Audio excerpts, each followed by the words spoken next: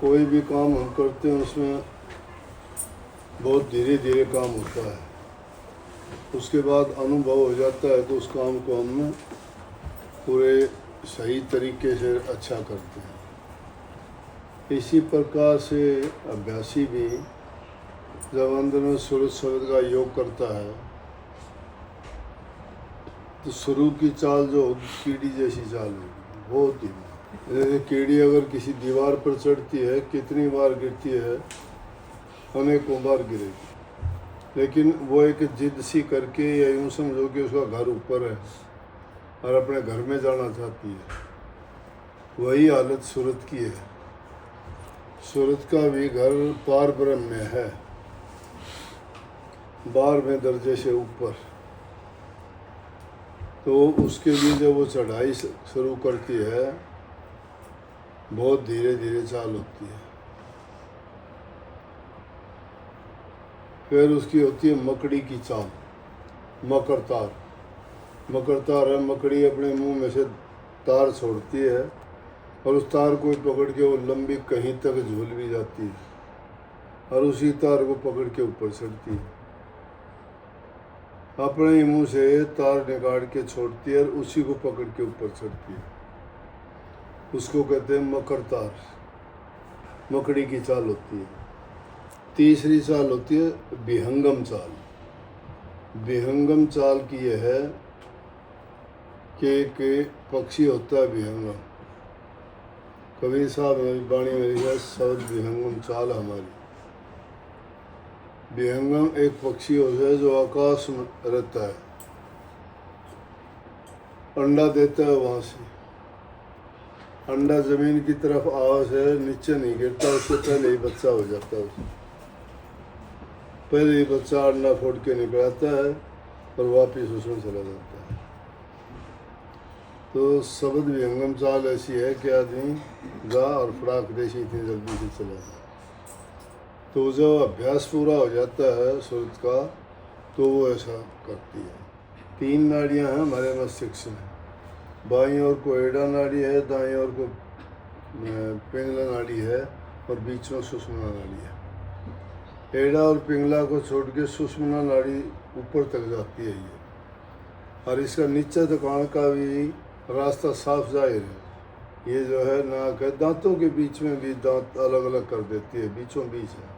छाती के बीचों बीच ये हड्डी का जोड़ भी इसी बात को, नाभि से लेके धुरगुदा तक का ये बार भी यूँ दिखाई देता है, लेकिन अंदर में भी रूहानी दर्जे, स्थूल शरीर के दर्जे भी नीचे से जो शुरू होते हैं वो ऊपर की तरफ जो जो जाते हैं।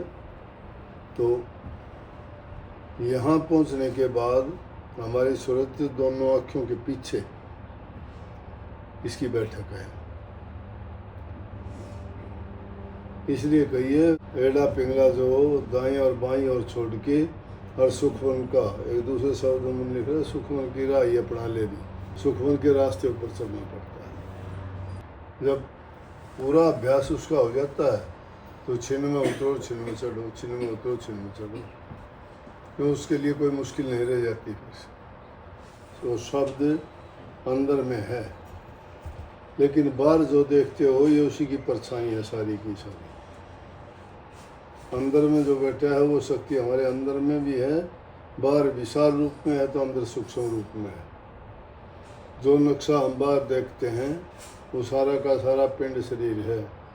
कहीं भी है पिंडे सो ब्रह्मंडे खोजे सो पावे, तत्वा तो मैं तेरा जीव सतगुरु है लखावे। पूरा सतगुरु जो मिलता है तो ये बात को समझा देता है, दर्शा देता है और बता देता है कि तेरा साईं तेरे अंदर बैठा हुआ है, वो कैसे आपको मिलेगा। तो वो अभ्यास के तरीके से ही एकांत में बैठ के जब सूरज शब्द का योग करते हैं, सब तरफ से अपने ध्यान हटा के तवज्जो सिर्फ शब्द में लगा के और उसी के रास्ते से चढ़ाई शुरू करनी है। लेकिन ये 1 मिनट में काम नहीं होता। कितनी बार चढ़ाई करोगे, कितनी बार गिरावट आएगी, चतुराई काम नहीं देती। मुख्य कहानी आपने सुनी होगी। एक बार एक राजा था, किंग ब्रूस। वो दूसरे राजा ने हरा दिया। वो हार मान के और कहीं एक जगह जाके छुप के बैठा हुआ था। पहाड़ की एक कंदरा में जाके छुप के बैठ गया। कई दिन के बाद सेना इकट्ठी करी, फिर उसने युद्ध किया, फिर हार गया।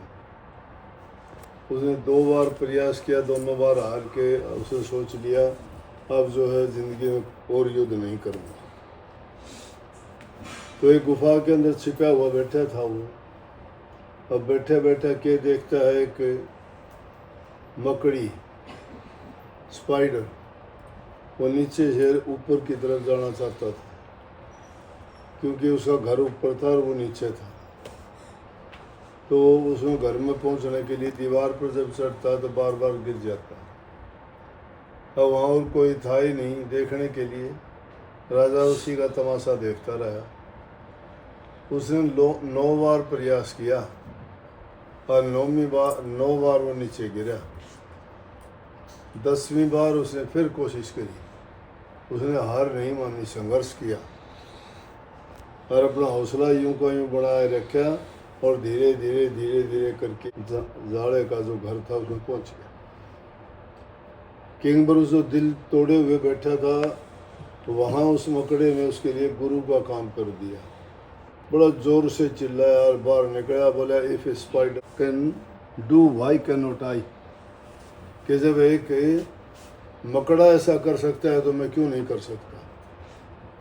दोबारा से बाहर आके उसने फिर सैनिक इकट्ठे किए, फिर सेना बनाई और उसने फिर चढ़ाई की उस पर और वो सफल हो गया। हिम्मत नहीं आ रही ना, जो इंसान हिम्मत नहीं हारता है, बाधाएं रास्ते में आती हैं, परेशानियां झेलनी पड़ती हैं, ऊंचे नीचे रास्तों पर से उतना आसानी से नहीं गुजरा जाता। परंतु चलते चलते जो अपने रास्ते को सब अच्छा बना लेता है, उस रास्ते में आने वाली बाधाओं को पार कर लेता है, तो फिर उसको वो बाधाएं ना रोक पाती हैं ना परेशान कर पाती हैं। इसी प्रकार से भक्ति के मार्ग में भी आदमी को मन विचलित करता है। इसलिए कहता है कि पहले इसे मन को रोको, ये चंचल है। चंचल का मतलब जानते हो, कहीं ठहरता नहीं, रुकता नहीं, अनेक प्रकार की बातों को उठानी शुरू कर देगा, ये टिकने नहीं देता है कहीं भी। इसलिए कहीं वो चंचल है। कहा तो चंचल मन को पहले काबू करो। जब ये चंचल मन काबू हो जाएगा, फिर भक्ति का रस आएगा, फिर हमारी सुरत रास्ते पे चल पड़ेगी, नहीं तो ये उसको डगमग करता रहेगा। तो संसार की तरफ से तवज्जो हटा के और प्रभु की ओर अपनी तवज्जो को जोड़ना है। वो जब जुड़ेगी जब आदमी पूरी रुचि के साथ, पूरी विरह पैदा हो, लगन हो उसकी सच्ची और विश्वास हो प्रभु में, वही आदमी इस रास्ते में सफलता हासिल करता। बाकी जो दुनियादारी के रसों का आनंद भोगने के लिए आए, उनके लिए मार्ग नहीं है। स्वामी जी महाराज ने कही, उनके लिए नहीं उपदेश हमारा जिनको जगत कामना मारा। जो जगत की कामनाओं के गुलाम हैं, उनके लिए हमारा उपदेश नहीं है। हमारा उपदेश तो उन जीवों के लिए है जो अपने जीवन को सफल करके और अपनी मंजिल को पाना चाहते हैं। बार बार जन्म मरण के बंधन से आने के से बचने के लिए इससे छूट जाना चाहते हैं और सदा की मुक्ति चाहते हैं, क्योंकि संसार दुखों का घर है। दुखों को रोकने का दवाई है और वह है नाम दवाई। सब रोगों की एक औषधि है। दुनियादारी में अगर देखोगे, शारीरिक रोग है इंसान को, मानसिक रोग है, आत्मिक रोग है। शरीर का रोग होता है तो डॉक्टर से लेते हो, मानसिक रोग होता है तो मनोचिकित्सा करवाते हो, और अगर आत्मिक होता है तो उसके लिए आप महापुरुषों संतों के पास जाते हो। लेकिन इन सभी बीमारियों और रोगों से बचना चाहते हो और इलाज करवाना चाहते हो तो इन सब के वैद्य डॉक्टर संत सतगुरु हैं, उनके सिवाय दूसरा कोई नहीं। वो सब रोगों का इलाज एक ही चीज़ से हो जाएगा, प्रभु के नाम से। सब बीमारियों का इलाज एक नाम में ही है। उनको अलग अलग चीज़ की ज़रूरत नहीं कि शारीरिक के लिए, मन के लिए अलग, आत्मा के लिए अलग। तो हम जीते हैं साथ अपने संसारी जीवन, और संसार में जो शरीर के लिए ही काम करते हैं। शरीर सुख चाहता है, शरीर आराम चाहता है, शरीर अलग अलग क्रियाएं करता है, तो उनको समयबद्ध करना, उनको चैनलाइज करना, उनको सही रास्ते पे लेना, जब उनको हम साध लेंगे उसको साधना कहते हैं। साधने का मतलब वो हमारे कहने के अनुसार फिर काम करना शुरू कर देंगे।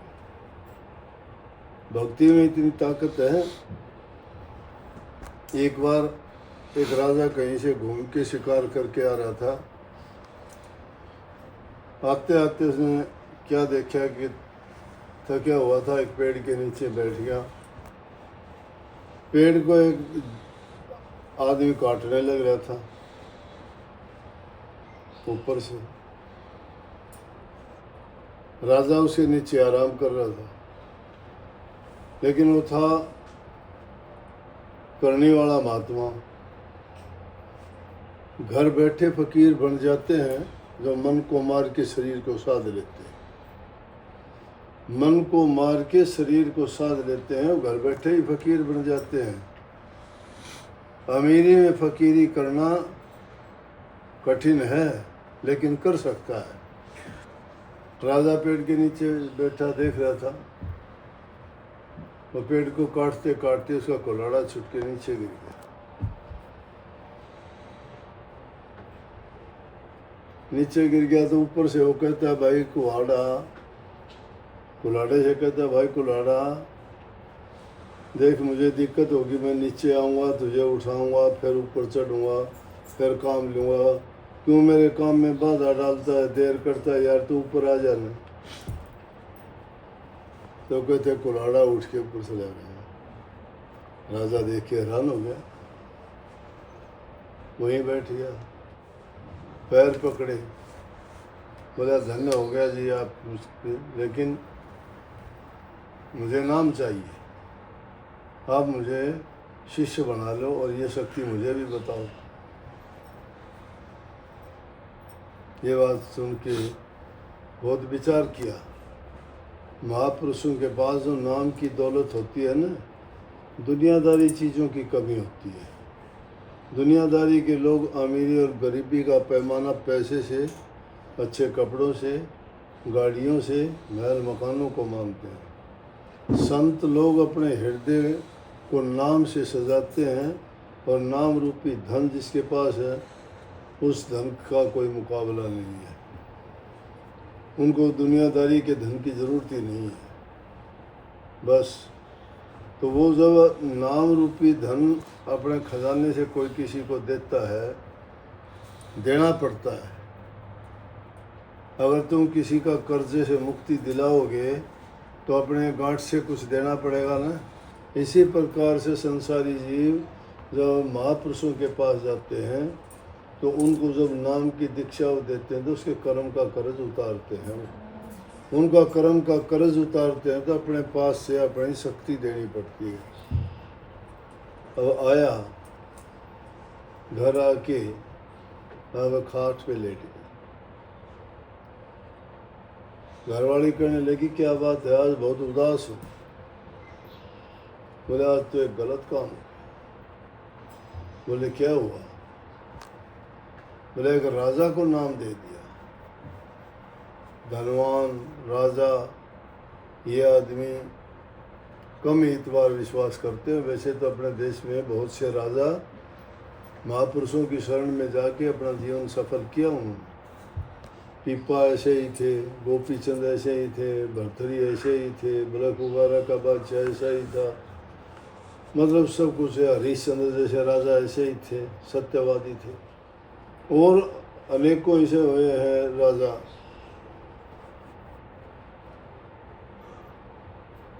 राजा चकवा बहन बहुत अच्छे राजा हुए हैं।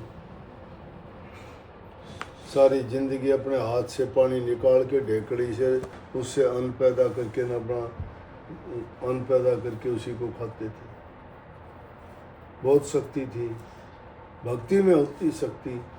भक्ति राज करने के साथ साथ भक्ति की, सच्चाई के साथ जीवन जिया, दीन गरीब की सबकी सहायता करी, कभी किसी के साथ धोखा कपट नहीं किया। ये तो इंसान गिरता कब है? इंसान में बहुत शक्ति ताकत है।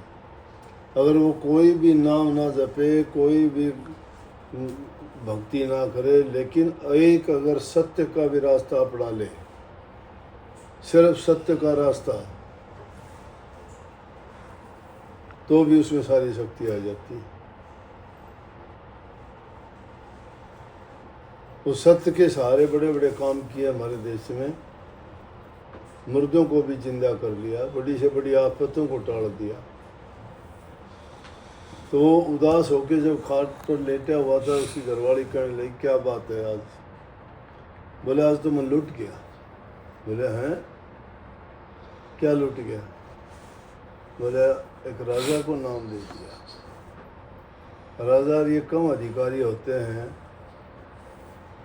बोला, नहीं। बोला, चिंता ना करो, उसका इलाज है। बोले, क्या? बोला, कल ऐसा करियो, जब राजा के महल के आगे से कोई ऐसा कृत्य करियो कि आपको देख के फिर वो क्या रिएक्शन देता है वो देखो। बोले, अच्छा।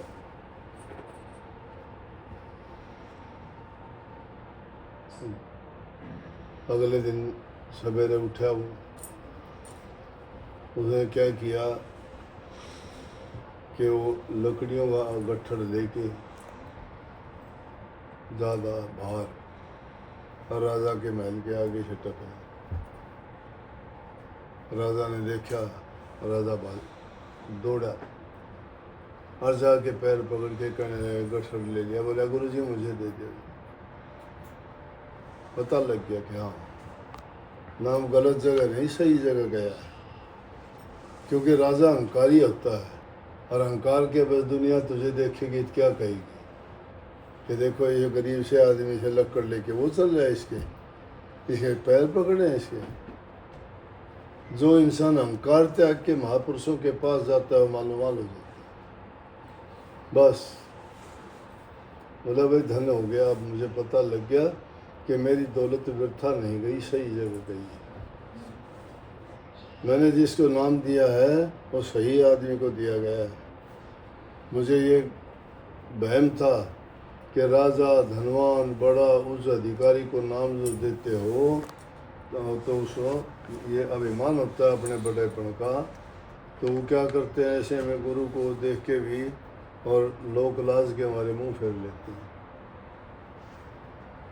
जिस प्रकार से राजा पीपा ने फेर लिया। राजा पीपा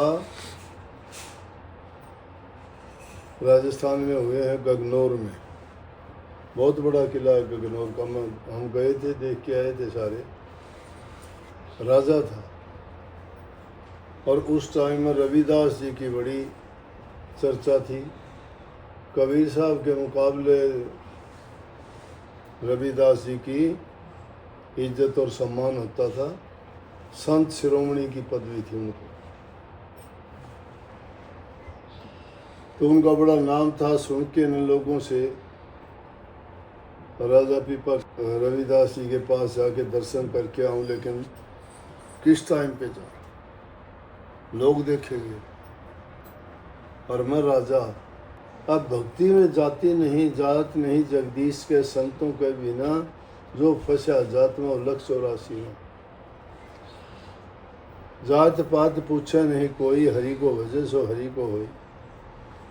जात पात के फेर में उलझ रहे सब लोग, जात पात के फेर में उलझ रहे हैं।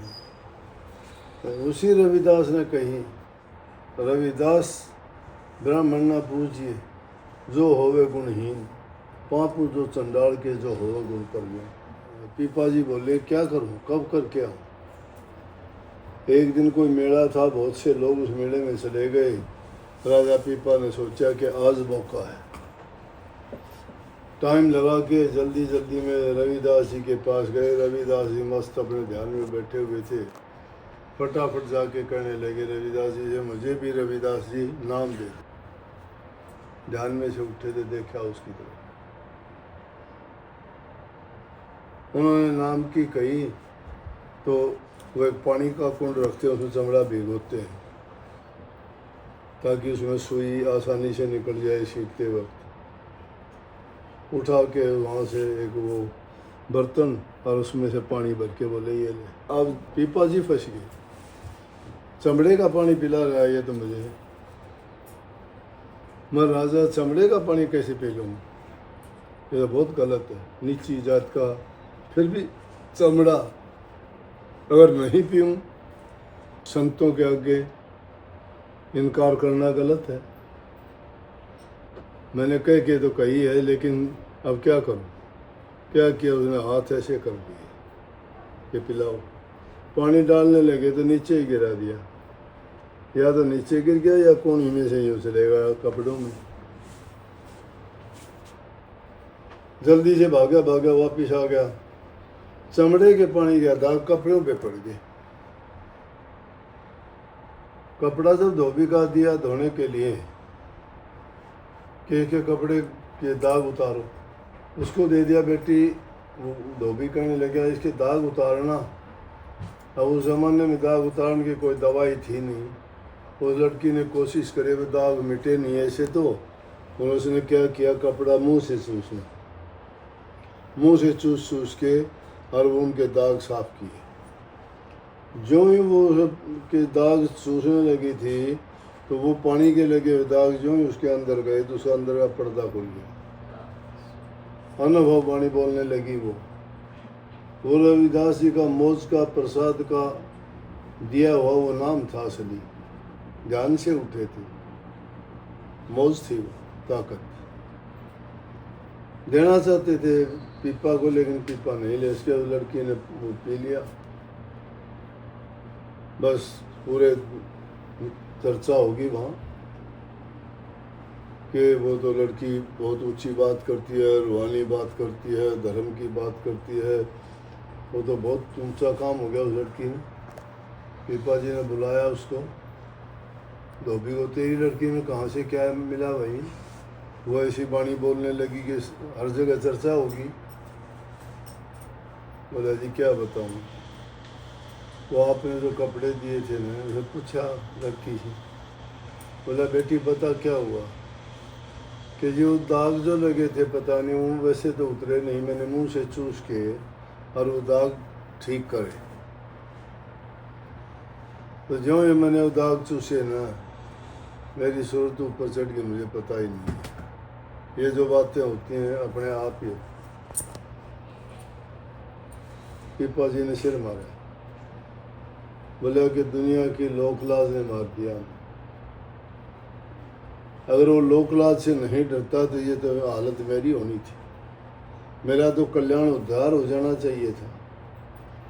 मैंने तो पानी बेकार समझ के नफरत करके बर्बाद कर दिया, और इसने तो चूसा और मेरे लिए तो पीने के लिए था। अगर मैं पी जाता तो मेरा तो कल्याण उसी वक्त हो जाता।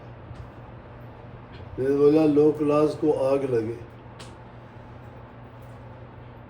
बड़ा कठिन काम। बाद में तो पीपा साहब ने बड़ी कमाई करी।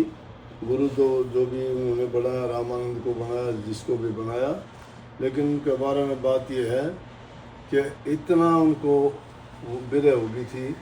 बोले कि परमात्मा कैसे मिले, तो उसको कह दिया समुद्र में डाक मार दिया, वहाँ मिलेगा। समुद्र में तो डाक मारने से आदमी मर जाएगा, कूद गया कहीं भी है। वो पिपा जल में कूद गया जिनकी नी बहुत डिठाई, वो है नरपाड़ा जीत गे सिर धड़की बाजी लाई।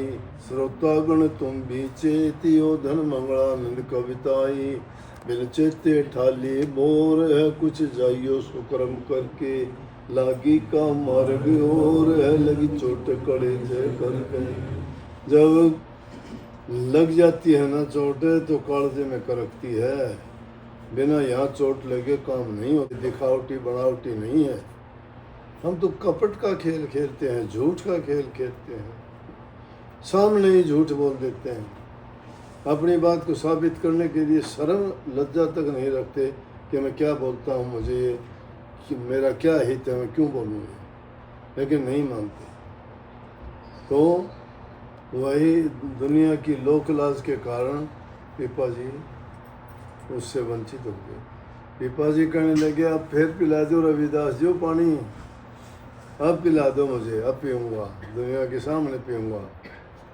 बोले प्यावा थे जब पिया नहीं तब तुमने बहुत अभिमान किया, अब मांगे मिले नहीं वो पानी मुल्तान गया। वो लड़की की शादी मुल्तान कर दी थी, वहाँ से ली गई कि जिस पानी को हम पिलाना चाहता था वो तो मुल्तान जा चुका। राधा स्वामी।